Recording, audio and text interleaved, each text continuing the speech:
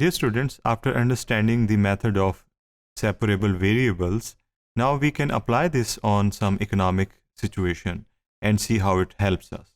Here we have the capital, the dynamics of which we want to analyze. Let us see how we can do that.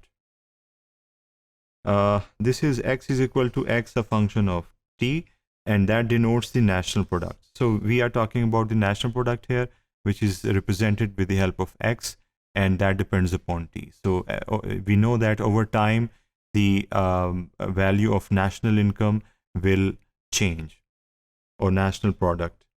Then we have the capital function, which is again a function of time, and that is capital stock, and the labor or the number of workers, that is also a function of time. So that is something which is like a universal truth, because all of the variables, they basically depend upon time, and over time they change.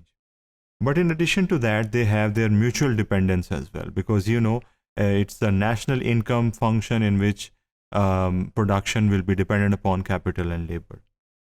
So it's time t that we are considering, and suppose that for all positive and non-zero, non-negative t's, that is, t can be 0, it can be positive, but definitely not negative because it's time. हमने तीन functions को यहाँ पर assume किया, x is equal to K square root into L square root, और दूसरा function है k dot, जो कि rate of change of capital को शो कर रहा है, जो कि एक्चुअली डिफरेंशियल इक्वेशन का बाइस बन सकता है. So we should remember this. और that depends upon x, that is the national product. और उसके बाद है लेबर का फंक्शन जो सिर्फ टाइम पर डिपेंड कर रहा है, that is labour will grow over time. तो इन तीन इक्वेशंस को हम यूज़ कर सकते हैं, but definitely we have our eyes set on the capital function, because ये rate of change of capital है. It will give us the differential term, जो कि फर्दर हमारी हेल्प करेगा, और हमारा मकसद भी डायनामिक्स ऑफ कैपिटल को फिगर आउट करना है. सो ये तो हमें पता है कि कैपिटल टी पे डिपेंड करता है, और हमें ये भी बता दिया गया कि इनिशियल कंडीशन ऑफ कैपिटल क्या है, that is capital in the beginning of our time of analysis, that will be 10,000. So ये हमारे पास कॉप डगलस प्रोडक्शन फंक्शन के मुतरादिफ है, जो हमारे पास नेशनल इनकम का एक फंक्शन बनाया, बिकॉज आप देख सकते हैं कि into L with their square roots है, तो इसे हम ऐसे भी लिख सकते हैं, जो आपको पता है कॉप डगलस प्रोडक्शन फंक्शन के मुतरादिफ है. और ये जो है, ये rate of change of capital show करता है, या ये भी बताता है that investment is proportional to output, because जैसे जैसे आउटपुट चेंज होगी वैसे वैसे इन्वेस्टमेंट होगी, जिसकी वजह से कैपिटल एक्यूमुलेट होगा. सो ये भी एक और पहलू है इस इक्वेशन का जो हम समझ सकते हैं. और लेबर का बारे में ये पता है कि ये ग्रो कर रहा है ओवर टाइम, और चूँकि एक्सपोनेंशियल टर्म है, इसलिए एक्सपोनेंशियल मैनर में ये ग्रो कर रहा है लेबर फोर्स. तो हमने स्टार्ट किया कैपिटल के उस रेट ऑफ चेंज से जिसकी हम बात कर रहे थे, और उसमें चूँकि आप देख सकते हैं x की वैल्यू सब्सटीट्यूट हो सकती है, इसलिए वो हम अगले स्टेप में करेंगे.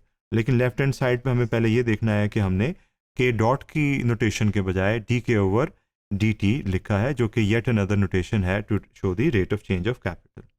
Borrowing value of x from equation a, x की वैल्यू चूँकि हमने पहले ही अंडरलाइन कर ली थी, वी हैड टू सब्सटीट्यूट, हमने की है, और सब्सटीट्यूट करने के बाद ये जो इक्वेशन थी, now it became this, and now we can go ahead. इसमें आपने देखा हमने एल को बॉक्स में बंद कर दिया, और इस ओवरऑल टर्म को हमने अंडरलाइन किया. And the reason is simple, क्योंकि एल जो लेबर को शो कर रहा है, उसके लिए हमारे पास एक सर्टन वैल्यू है, जो कि इक्वेशन नंबर सी में दी हुई थी, वो अब हमने सब्सटीट्यूट की है. और once if we have this, we can simplify this. और एक और जो चीज़ यहाँ पे हमने इस स्टेप में की है, वो ये है कि कैपिटल का स्क्वायर रूट वो हमने शिफ्ट कर दिया to the other side. So in this current scenario what we can see is K capital जो है वो एक साइड पे है, और टाइम भी एक साइड पे तकरीबन हो चुका है. इट्स नॉट टोटली, बिकॉज ये डी टी है. So let's see in the next step. Next step में आप देख रहे हैं कि we are still continuing with this D T, which we can shift afterwards, but there was still something that we could do for simplification. और simplification ऐसे हो सकती थी कि एक्सपोनेंट था 0.04t का, जिसका हमने स्क्वायर बनाया, और 0.04 की जगह हमने 0.02 लिखा और उसकी होल पावर लिखी 2, जिसकी वजह से ये 2 स्क्वायर रूट के साथ कैंसिल आउट हो गया और हमारे पास ये चीज़ बन गई और सिंप्लीफाई होगी बिफोर हम सेपरेट करें दोनों वेरिएबल्स को। यहाँ पर भी ऐसा है कि हमने रेसिप्रोकलाइज कर दिया उस कैपिटल को जो कि स्क्वायर रूट के साथ लेफ्ट हैंड साइड पे आया था। नाउ इन्हें हम फाइनली क्रॉस मल्टीप्लाई करके वो जो डी टी की हम बात कर रहे थे अब हम शिफ्ट कर सकते हैं, क्योंकि मज़ीद सिंप्लीफिकेशन अभी इस इक्वेशन में नहीं होती नज़र आ रही।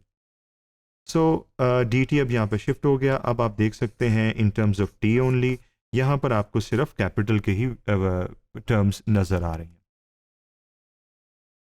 डेफिनेटली जब सेपरेट हो गए दोनों वेरिएबल्स कैपिटल और टाइम, हम इनकी इंटीग्रेशन कर सकते हैं और इस स्टेप में लेफ्ट हैंड साइड की इंटीग्रेशन, राइट हैंड साइड की इंटीग्रेशन, और लेफ्ट हैंड साइड की इंटीग्रेशन का रिजल्ट जो कि पावर रूल को फॉलो करेगा, बिकॉज आपको पता है कि के हैज़ अ पावर और पावर रूल हम अप्लाई करेंगे। Constant of integration we can not omit in this case, we can do this because ये इतना ज़्यादा कॉम्प्लिकेट नहीं हो रहा, because when it gets more complicated तो हम फिर सोचते हैं इसको ओमिट करने का, but in this case there isn't any major need of that.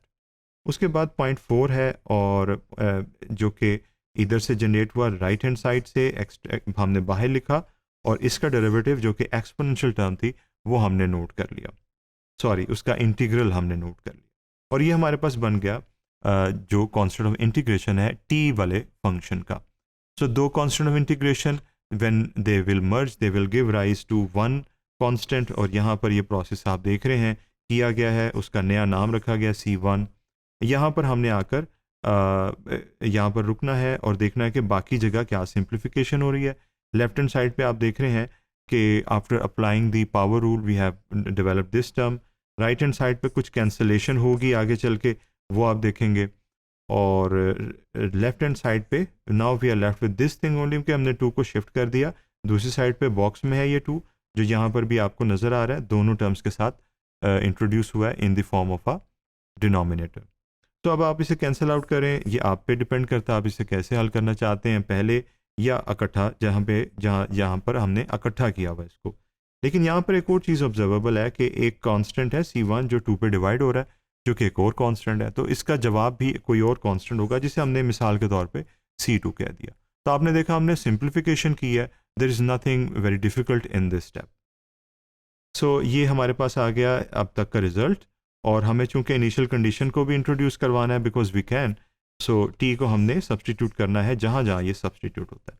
तो आपने देखा हमने यहाँ पर लिखा टी की वैल्यू 0, यहाँ पर लिखी, और ये लिखने के बाद के नॉट की वैल्यू हमें बताई गई थी 10,000 थी, हमने पुट कर दी, और यहाँ पर एक्सपोनेंशियल टर्म 1 हो जाएगी और बाकी टर्म्स वैसे ही कैरी होंगी, और 10,000 का स्क्वायर रूट लिखेंगे अब हम, और C2 की वैल्यू आफ्टर सिंप्लीफिकेशन हमारे पास 90 आ जाएगी। आई एम वेरी ऑप्टिमिस्ट कि आप इजीली इन स्टेप्स को कर सकते हैं। अब ये जो C2 की वैल्यू है ये हम सब्सटीट्यूट करेंगे back into the given equation, और वो थी यहाँ पर जो कि हमने लगा दी। ये लगाने के बाद now it is more solvable because अब इसके अंदर कोई ऐसा अननोन नहीं है सिवाय टाइम के जो कि इंडिपेंडेंट वेरिएबल है। अब हमने चूंकि कैपिटल की वैल्यू निकालनी है इसलिए ये स्क्वायर रूट जो है इसे हमने स्क्वायर की मदद से इसे हमने एलिमिनेट किया, और उसके बाद आप देख रहे हैं कि ये होल स्क्वायर है, और होल स्क्वायर में 10 का स्क्वायर अलहदा कर दिया और इस सम का स्क्वायर हमने अलहदा कर दिया, और फाइनली इसे हम कह सकते हैं कि ये है solution for the capital function that depends upon time. Interpretation इसकी यही होगी that the non linear differential equation for capital जो कि हमें दी हुई थी, जो एग्जैक्टली हमें इस फॉर्म में नहीं दी थी, हमें 3 इक्वेशंस दी थी जिन्हें इस्तेमाल करके हमने इसे डेवलप किया था, और इस इक्वेशन के बाद हमने इसका जो सोल्यूशन निकाला है वो हमारे सामने लिखा हुआ है, विच represents the time path of capital over time, जो बेसिकली कैपिटल का टाइम पाथ है over time. So you saw by using the method of separable variables we have found the time path for capital. Thank you.